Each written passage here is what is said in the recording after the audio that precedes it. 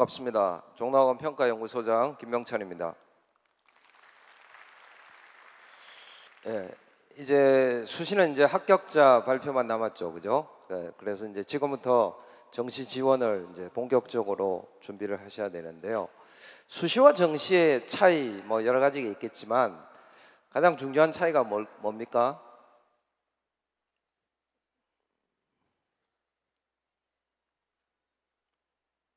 수시는 내가 가고 싶은 대학에 지원을 하는 거죠, 그죠?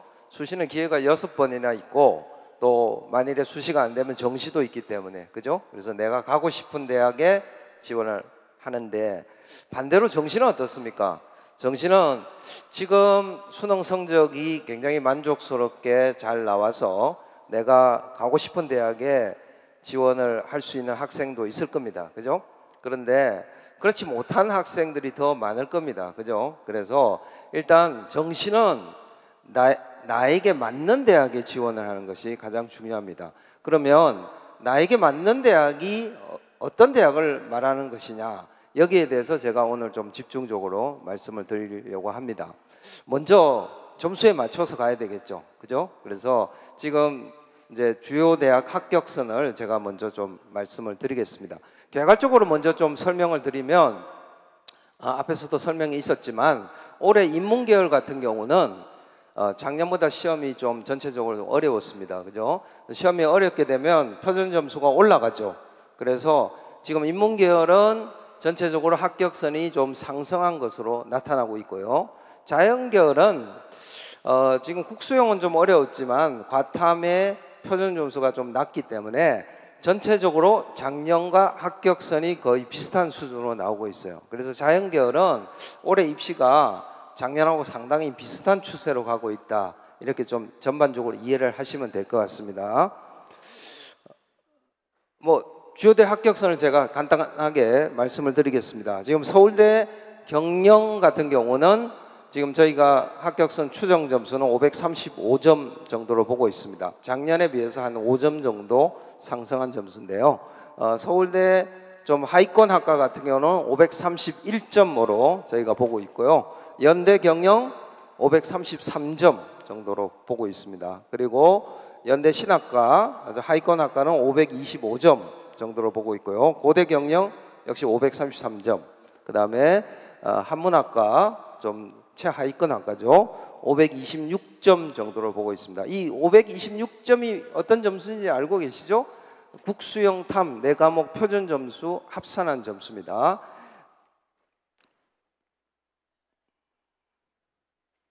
그 다음 성대는 글로벌 경영이 가장 높죠. 글로벌 경영은 530점 정도면 합격할 것으로 보고 있고요. 그 다음에 하위권 학과는 522점, 서강대 경영은 529점, 중하위권 학과는 525점 정도. 한양대학교는 파이낸스 경영이 가장 이제 합격선이 높은데요. 529점. 그 다음에 철학과, 하위권 학과는 520점 정도면 합격할 것으로 보고 있습니다. 그 다음에 중앙대학교는 경영경제가 526점. 저희 자료집 2부에 보면 이 점수가 잘 나와 있습니다. 나중에 그걸 좀 참고하시면 될 것 같고요. 그 다음에 중앙대 하위권 학과는 519점. 그 다음에 이화여대는 이화여대는 인문계열에서 뽑고 있죠. 그래서 여기는 533점 정도, 상당히 높은 점수를 받아야 합격할 수 있습니다. 그 다음에 이화여대 스크랜턴은 526점. 그 다음에 기독교 학부 하위권 학과는 514점 정도로 보고 있고요. 경희대학은 한의학과 인문 같은 경우는 531점, 철학과 515점. 외대는 LD 학부가 가장 합격선이 높죠. LD가 526점, 그 다음에 인도학과는 510점.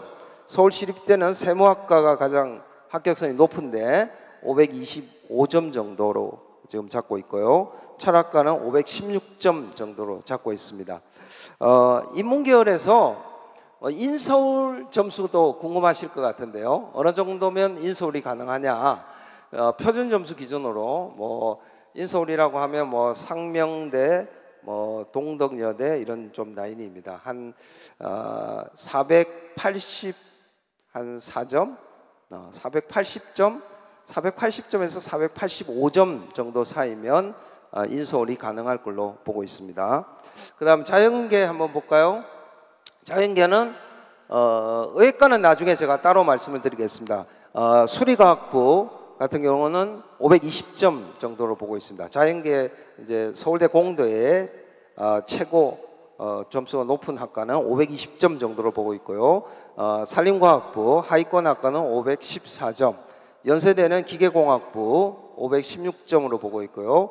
천문우주학과 좀 하위권 학과는 510점, 고대는 사이버 국방이 가장 점수가 높은데 516점, 그 다음 보건환경융합과학부는 508점 정도면 합격할 걸로 보고 있습니다. 성대는 글로벌 바이오 메디컬, 굉장히 길죠.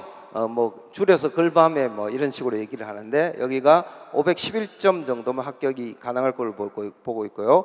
컴퓨터 교육과는 506점, 서강대는 화생공이 510점, 물리학과는 506점 정도로 보고 있습니다. 그 다음 한양대학교는 미래자동차, 여기 좀 높죠. 511점, 그 다음 건축공학부는 506점 정도면 합격할 것으로 보고 있고요. 중앙대는 산업보안학과가 이제 가장 합격선이 높게 저희 잡고 있는데요. 509점, 그 다음에 하위권 학과는 502점, 이화여대는 스크랜턴이 510점, 그 다음에 좀 하위권 학과는 499점, 한 500점 선이면 합격할 걸로 보고 있습니다. 그 다음 경희대는 정보 디스플레이가 가장 높은데 505점, 지리학과는 495점, 서울시립대는 화학공학과가 504점, 환경원예학과는 495점 정도를 보고 있습니다. 자연계 인서울은 한 470점 정도면 자연계에서 인서울이 가능할 걸로 저희가 보고 있습니다.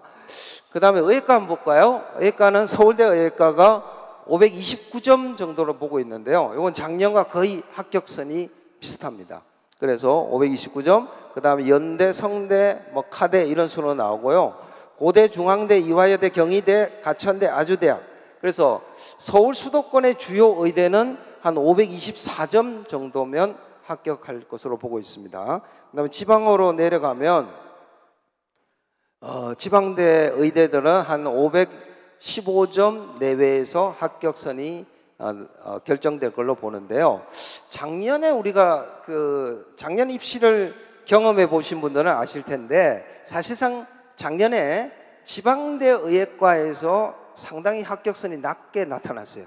사실 펑크에 가까운 정도로 낮게 나타났는데 그 이유가 뭔지 아세요? 왜 지방대 의예 점수가 합격선이 낮아진지 이유가 뭔지 아세요? 왜냐하면 생각보다는 지방대 의대에서 수시에서 정시로 넘어오는 2월 인원이 많았다는 거예요. 실제 정원이 많이 늘어난 거죠. 지방대 의대가 수시에서 최저 기준을 상당히 높게 걸고 있어요. 그래서 최저 기준을 못 맞추는 학생들이 많아서 2월 인원, 정시로 넘어오는 2월 인원이 생각보다 많았기 때문에 실제 정원이 많이 늘어난 거예요. 그러다 보니까 합격선이 생각보다 떨어졌어요. 그럼 올해 어떻게 될 건가? 2월 인원을 잘 봐야 되겠죠. 그죠? 그래서 전체적으로 의대뿐만 아니라 다른 대학 다른 과에서도 이제 2월 인원이 수시에서 정시로 넘어오는 2월 인원이 얼마나 되는지 그걸 잘 보셔야 돼요. 실제 정원이 달라지는 거니까. 그리고 의대 같은 경우는 뽑는 인원이 많지 않기 때문에 2월 인원에 따라서 실제 정원이 많이 차이가 납니다. 그래서 올해는 지금 수시에서 지방의예과들이 체제를 조금 낮춘 데가 있기 때문에 2월 인원이 작년보다 좀 줄어들 걸로 예상을 하고 있는데 실제로 얼마나 줄어드는지 2월 인원이 작년과 비슷한 수준으로 넘어오는지 이걸 잘 보셔야 될 것 같아요. 그래서 의대처럼 정원이 많지 않은 경우는 이 수시에서 정시로 넘어오는 2월 인원이 실제 합격선에는 상당한 영향을 준다. 이것을 좀 반드시 기억을 하시고 나중에 이제 정시 모집 직전에 2월 인원을 발표하죠. 이걸 잘 보셔야 될 것 같습니다. 그런데 지금 제가 합격선을 말씀드렸는데 이 합격선 상에서 학생들이 지원을 했을 때 합격을 하는 학생도 있고 떨어지는 학생도 있어요. 왜 그럴까요? 왜 이 합격선에서 내가 지원을 했는데 붙는 학생도 있고 떨어지는 학생도 있다.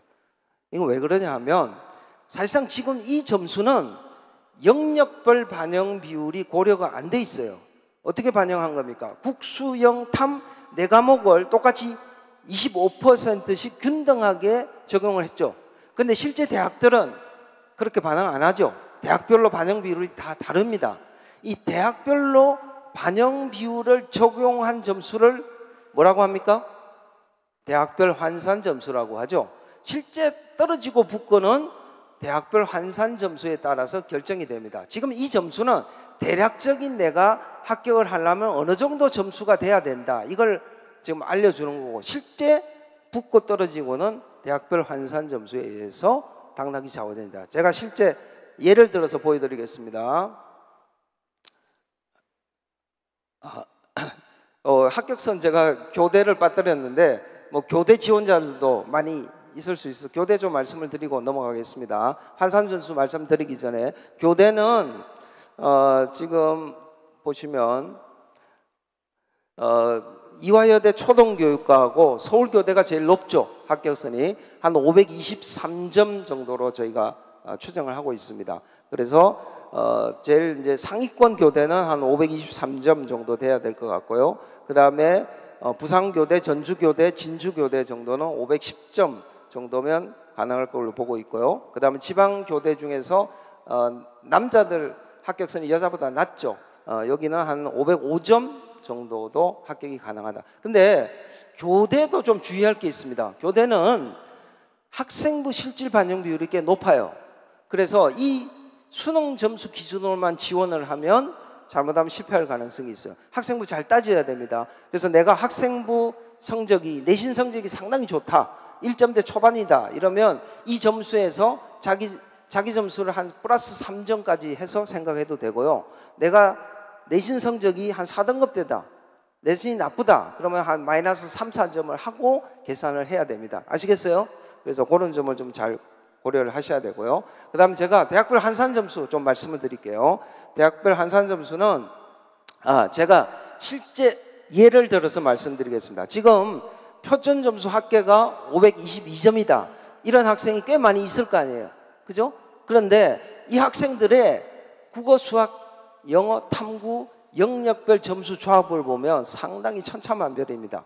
같은 522점이라도, 그죠? 그래서 제가 이 학생들이 동점자에서 평균 점수를 계산을 해보니까 522점을 받은 학생들은 평균적으로 국어는 129점, 그 다음에 수학은 135점, 영어는 131점, 탐구는 63, 64 정도의 점수를 평균적으로 받고 있습니다. 그런데 A 학생은 국어를 잘했어요. 136점, 그죠? 국어를 잘했는데 상대적으로 탐구가 좀 성적이 안 좋은 학생입니다. 그 다음 B는 수학을 잘했어요. 수학을 만점을 받았어요. 그런데 좀 다른, 지금 보시면 영어가 조금 성적이 떨어지는 학생. C는 영어를 잘했어요. 영어 만점입니다. 136점. 그런데 국어를 좀 못했죠. D는 국수영이 조금 떨어지는데 탐구를 잘했어요. 사탐을 잘 보냈어요.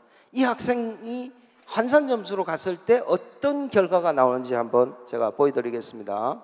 보시면 이 학생 4명이 다 성대를 지원했다고 봅시다. 성대는 반영 비율이 30, 30, 30, 10입니다.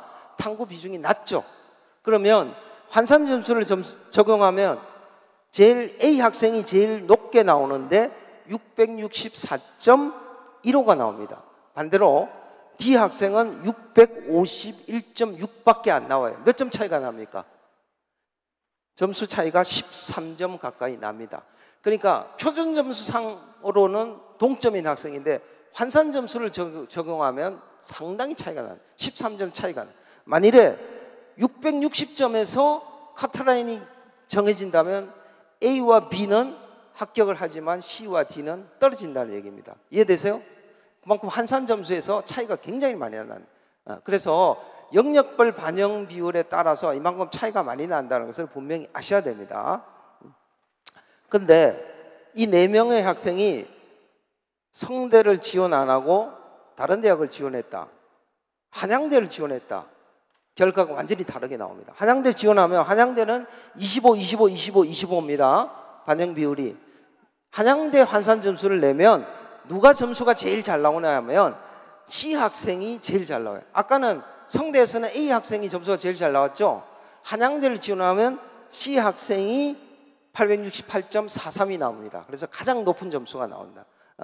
반대로 B 학생이 가장 점수가 낮게 나옵니다. 그래서 대학에 따라서 반영 비율이 다르기 때문에 환산 점수로 했을 때는 학생 점수가 완전히 체계가 달라진다. 이걸 분명히 좀 이해를 하셔야 되겠죠. 그래서 예를 들어서 한 865점에서 커트라인이 정해졌다 하면 A와 C 학생, A 학생, D 학생은 합격을 하지만 B는 떨어진다는 얘기입니다. 이해되세요? 근데 B가 붙을 수도 있어요. 어떤 경우가 되겠습니까? 여기 문과는 하나 변수가 있습니다. B 학생 같은 경우를 보면 아까 성적을 보셨는지 모르겠지만 탐구 2과목 중에서 한 과목은 성적이 아주 좋고 1등급인데 한 과목이 3등급이에요. 이런 학생의 경우에 지금 서울의 주요 대학들은 문과의 경우에 제외국어 성적이 좋으면 탐구 성적 한 과목하고 대체를 해주죠. 지금 이 학생은 지금 B 학생이 아랍어에서 1등급을 받았어. 이러면 3등급 탐구 한 과목 3등급이라 그랬죠. 이 3등급 받은 탐구 성적 하나를 빼고 제외국어 성적으로 대체를 해서 성적이 확 올라갑니다. 그래서 B 학생도 최종 합격을 할 수 있습니다. 이해되세요? 네, 그래서 문과는 그거까지 좀 고려를 해야 되겠다. 문과 사례만 말씀드리면 이과 학부모님들이 조금 불만일 것 같아서 제가 이과도 간단하게 말씀을 드리겠습니다. 이과 학생입니다. 510점대 학생입니다. 510점.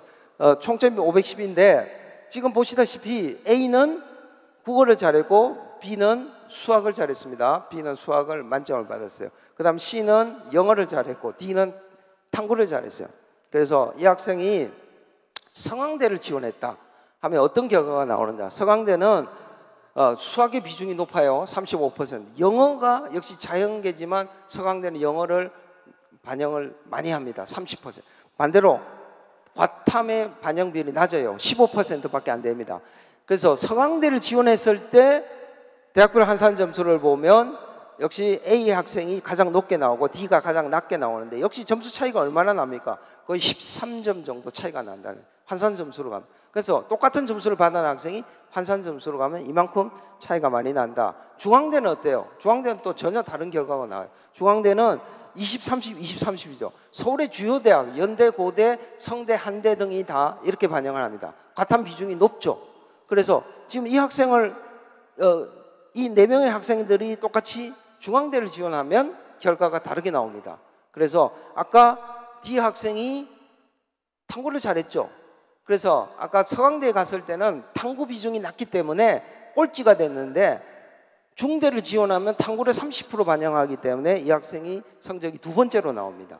그래서 당락이 달라지게 된다는 거예요. 그런데 이제 내가 이제 영역별 반영 비율이 중요하기 때문에 내가 어떤 과목에서 강점이 있는지 이걸 잘 알아야 되겠죠.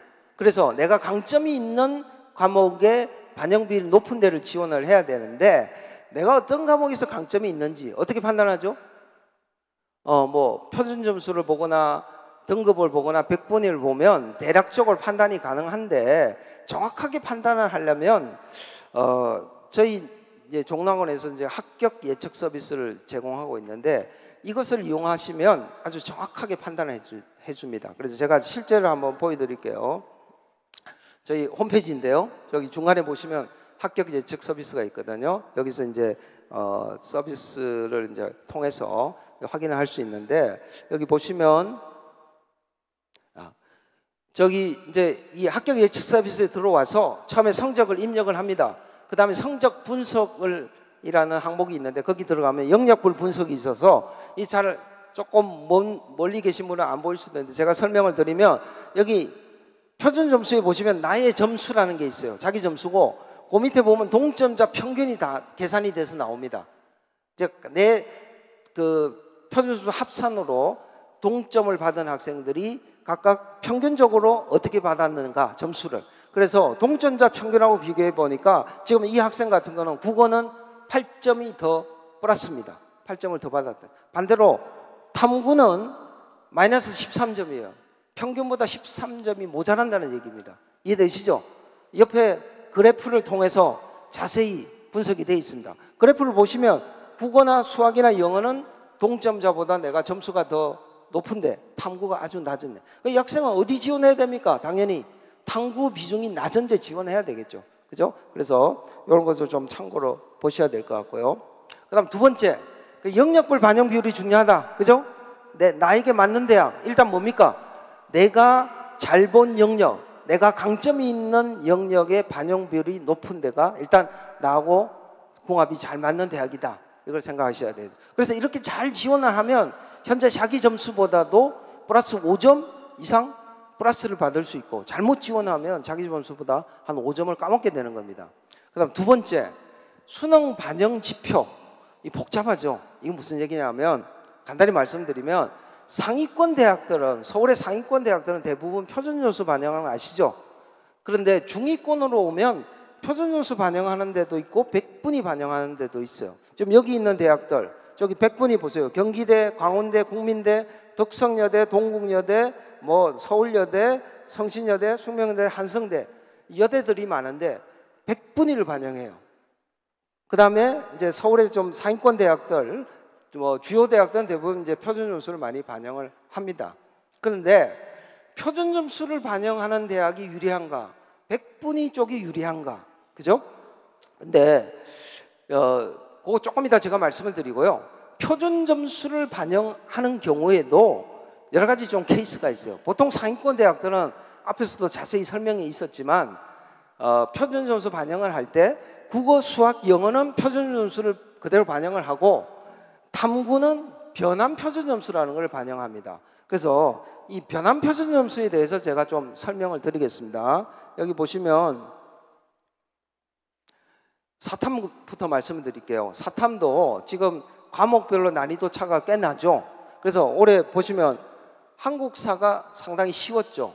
쉬웠기 때문에 표준 점수가 낮습니다. 63점이에요. 표준 점수 63점. 한국사는 이번에 한 개 틀린 학생들 굉장히 피봤죠. 한 개 틀리면 100분위가 뭐 85로 내려가고 이렇게 아주 심각한 상황이 되는데, 어쨌든 표준 점수가 낮게 나와요. 시험이 쉬웠기 때문에. 반면에 동아시아사나 경제는 시험이 어려웠기 때문에 표준 점수 높게 나옵니다. 지금 표준 점수 차가 한국사하고 경제를 보면 5점 차가 나요. 상당히 큰 차가 나죠. 어떤 과목을 선택했냐에 따라서 상당히 유리하고 불리하고 상당히 어떻게 보면 불공평하죠. 그래서 대학들이, 상위권 대학들은 대부분 이걸 그대로 반영을 안 하고 100분위를 가지고 표준화를 시킵니다. 그게 변환 표준 점수입니다. 저희가 표준화를 이제 대학마다 조금 방식이 다른데 고대 방식으로 변표를 구해 보니까 어떻게 나오느냐? 역시 변표가 동아시아사가 제일 높게 나오는데 65.5가 나오고 한국사가 제일 낮게 나오는데 64.13이 나옵니다. 차이가 몇 점 납니까? 한 1.3 정도 차이가 납니다. 그래서 지금 아까 5점, 4점 이렇게 차이 났던 게 변표를 적용하면 차이가 상당히 줄어든다는 얘기입니다. 표준화를 시켜서. 이해되세요? 그래서 이런 것도 역시 상위권 대학에 변표를 적용하는 데는 잘 고려를 해서 지원을 해야 될 것 같고요. 과탐 봅시다. 과탐 차이가 더 많이 나요. 과탐은 항상 이게 난이도 차 때문에 사실 말도 많고 탈도 많은 게 과탐입니다. 과탐 보시면 생명과학 1이 상당히 어려웠죠. 생명과학 1. 그래서 표준 점수가 76점까지 올라갔어요. 상당히 높은 겁니다. 반대로 물리 2는 표준 점수가 63밖에 안 나와요. 지금 2 과목이 지금 표점이 다 낮아요. 그죠? 2 과목이 왜 이렇게 표점이 낮은가? 과탐 2가. 첫 번째는 2가 생각보다 좀 쉽게 나왔어요. 또 하나 이유가 뭐냐면 올해 과탐 2 응시자가 많이 줄었어요. 이건 무슨 말이냐면 자신 없는 애들은 2를 다 선택을 안 했다는 얘기예요. 그러니까 정말 잘하는 애들만 2를 하다 보니까 2 과목의 평균이 높아요. 과탐 2에 평균이 높으니까 표준 점수는 떨어지는 겁니다. 그래서 2 과목의 표점이 상당히 낮습니다. 그래서 지금 아까 자연계 합격선은 작년하고 비슷하다. 이게 국수형은 어려웠지만 과탐의 표준수가 낮기 때문에 이런 결과가 나온 겁니다. 그러나 역시 이렇게 차이가 지금 생명과학 1하고 물리 2를 비교해 보면 무려 13점 차이가 납니다. 너무 차이가 크죠. 선택 과목에 따라서 이게 차이가 너무 커요. 그래서 역시 변표를 써서 표준화를 시킵니다. 표준화 시키면 고대 방식으로 표준화시키면 생명과학 1은 68.37, 물리는 64.15가 나오기 때문에 한 4점 정도 차이가 납니다. 차이가 많이 줄죠. 그러나 그럼에도 불구하고 차이가 나요. 그래서 작년에 자연계에서 상위권 대학 상위권 학과에서는 과탐 선택을 뭘 했느냐에 따라서 당락이 좌우됐죠. 서울대 의대 같은 데도 선택 과목이 뭐냐에 따라서 똑같이 만점을 받아도 이 변환 표준수도 다르기 때문에 당락이 갈리는 이런 시비가 엇갈렸는데, 올해도 역시 차이가, 변표를 적용을 해도 한 4점 정도 차이가 나요. 그래서 자연계 상위권에서는 선택 과목을 뭘 했느냐에 따라서 시비가 엇갈릴 가능성이 많습니다. 그래서 상위권 대학들은 이 변표를 적용하는데, 이 변표에서 내가 유리한지 불리한지 차이가 얼마나 나는지 이걸 잘 따져보셔야 된다. 이걸 제가 좀 말씀을 드리고요. 앞으로 가서 조금만, 여기서 보시면 표준점수를 반영하는 경우에도 여기 명지대, 상명대, 서울과기대, 서울교대, 홍익대는 변표를 쓰지 않습니다. 표준점수를 그대로 반영해요. 탐구에서. 이러면 차이가 엄청나게 나죠.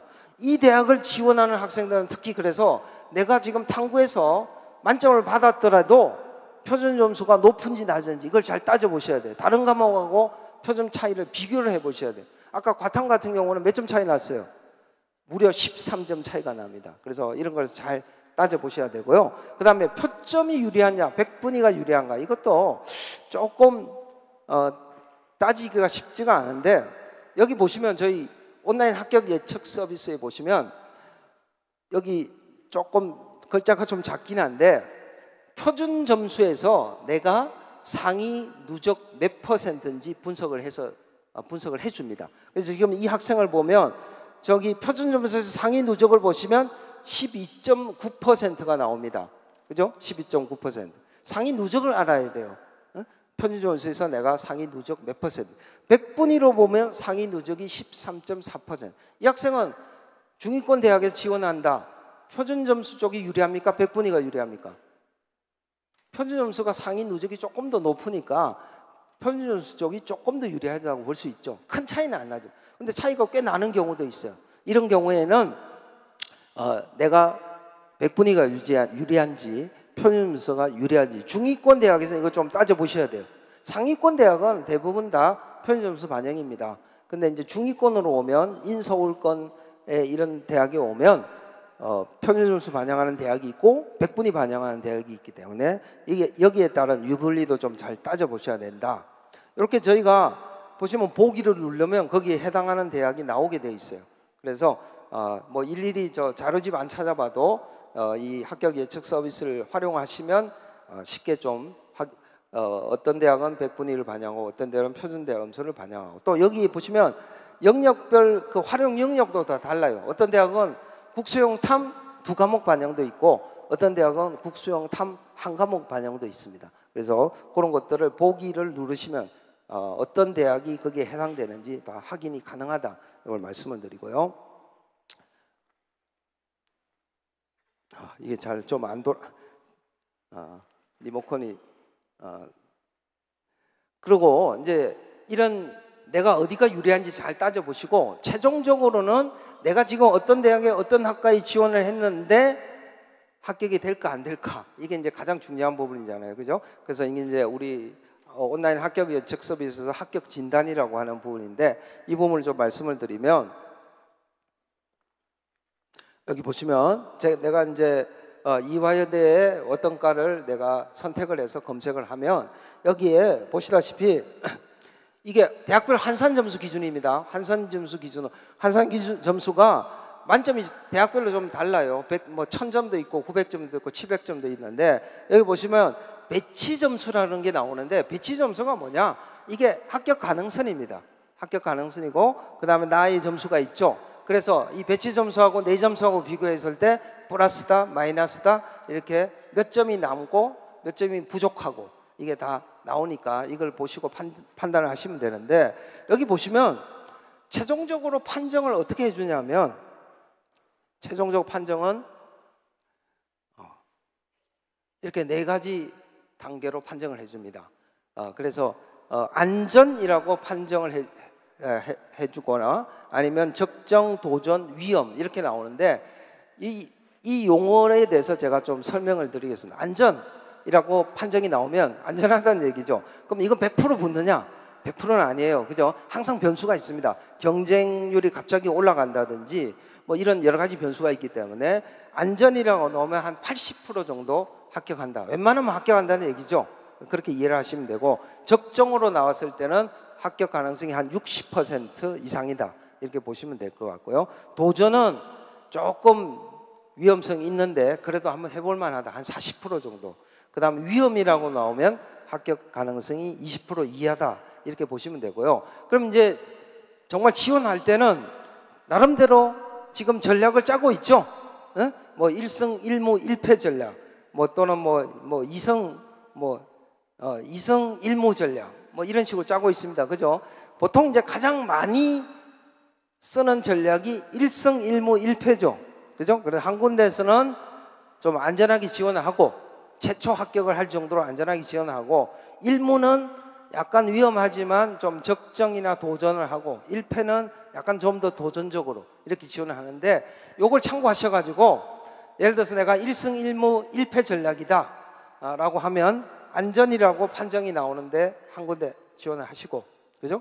그 다음에 1무는 적정이나 도전, 뭐 적정해서 한 군데 하시고, 그 다음에 1패는 도전해서 한 군데 하시고, 이렇게 적절하게 잘 조합을 하시면 좀 성공적인 그런 결과가 나오지 않을까. 물론 학생에 따라서 전략은 다릅니다. 재수생 같은 경우는 내가 올해 꼭 가야 되겠다 그러면 1승 1무 1패는 약간 위험할 수도 있어요.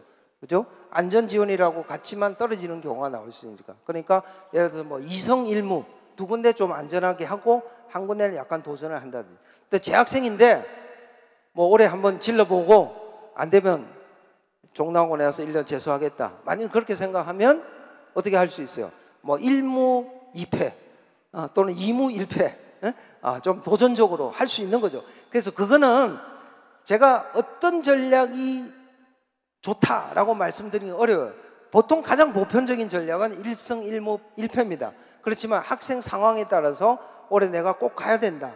아니면 뭐 올해 조금 더 도전적으로 한번 해보겠다. 여기에 따라서 전략이 다르기 때문에 자기 나름대로 전략을 짜고, 여기 저희 뭐 온라인 합격 예측 서비스라든지 뭐 꼭 저희 것만 이용하라는 얘기는 아니에요. 한 몇 군데 해보는 게 괜찮아요. 그래서 그걸 종합적으로 판단하셔가지고 안전이라고 나오느냐, 적정이라 나오느냐, 도전이라 나오느냐, 이것을 다 종합적으로 판단해서 잘 지원하면 좋은 결과가 있지 않을까 생각합니다.